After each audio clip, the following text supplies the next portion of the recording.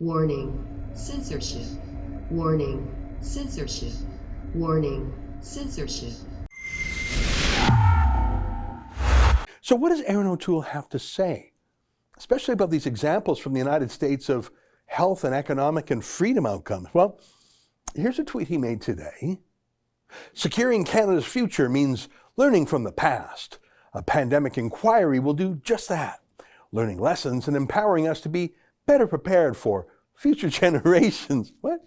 And then the graphic says, a Conservative government will call a public inquiry to examine every aspect of the government's pandemic response. But hang on, this isn't some event that has come and gone, and now that we're all done, let's just sift through it historically like a forensic audit to learn from it and do better next time, like a mining disaster or, the Titanic. It's over, okay, let's learn from it. It's not over. The lockdown disaster, it's happening now. We can't wait until a Conservative government is formed before Erin O'Toole appoints somebody to do some critical thinking for him and report back to him. That's his job, by the way, and it's his job now. And there is no way he's going to become the government unless he himself expresses an opinion on the matter now. Seriously, that's his big plan. Assume you're going to win months and months from now, appoint someone smart then, and then wait to hear what that smart person has to say about the world. You don't have an opinion now. Is there some particular expert on life, on politics, on the world that's better than O'Toole to express the Conservative position right now? If so, can they maybe be the Conservative Party leader now? I can think of 15 things. I just jotted down 15 things that we could and should have an opinion on right now. Any Conservative, 15, I'll rattle through them. Number one, the endless state of emergency that lets governments govern by edict, spend by fiat, gives them shocking wartime powers. You're fine with that?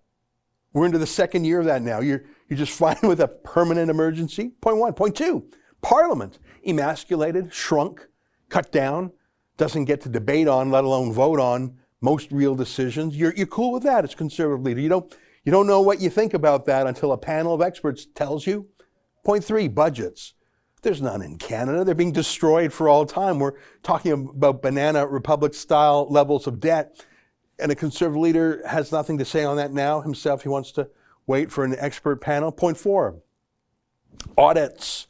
The money that's being shoveled out the door to ridiculous companies with no experience in their field but liberal connections. Billions being wasted. Got nothing to say on that? Number five, lobbying. How liberal insiders just send an email to their friends on the inside and deals are signed just like that. Point six, procurement. It's related. Politics first, like Trudeau signing deals with communist China for vaccines that didn't materialize. Just no oversight. Conservative Party has nothing to say on that themselves. Point seven, how about flights? Flights from China were fine. They literally never were stopped by Trudeau. We know this because David Menzies went to the airport and checked. But now, travel between Canada and the United States is heavily restricted, if allowed at all. Point eight, COVID jails at hotels at the airport. It's a scandal of the first order. It's imprisoning Canadians, and you got to wait for someone else to tell you what to think on that. Point nine, the lying CBC media that has been little more than a propaganda vehicle for Trudeau and Theresa Tam. You got nothing to say about that. Point 10, the widespread establishment tactic of denouncing critics of pandemic mismanagement as racist. The Liberals are masters of it. Got nothing to say about that. Point 11, the bizarre flip-flopping advice. I mean, here's Bonnie Henry from BC, but they're all like this. Irritating, and people are more likely to touch their face when they have a mask on, and that can be a way of inoculating yourself. If I'm not sick, it's not effective. It's not something that when I'm out in public, it's going to protect me in any way. So we don't want people wearing it all day long, for example. We cannot rely on a mask because the mask is not what keeps us safe. And masks for long periods of time are not recommended by anybody in any situation. We're not wearing masks now. Would we be safer right now if we had masks on? No, you see, these are the things that we have learned. I've always supported wearing masks. I've never said don't wear them. I've always said wear them where it's appropriate. Yeah, the weirdness, this is point 12, of listening to foreign China-controlled entities like the World Health Organization instead of common sense. I'm going to be very frank. There's no politician in this country who's going to disagree with their chief medical officer. They just aren't going to do it. They might as well throw a rope around their neck and jump off a bridge. They're done. I don't know why I bring all these papers. I never look at them.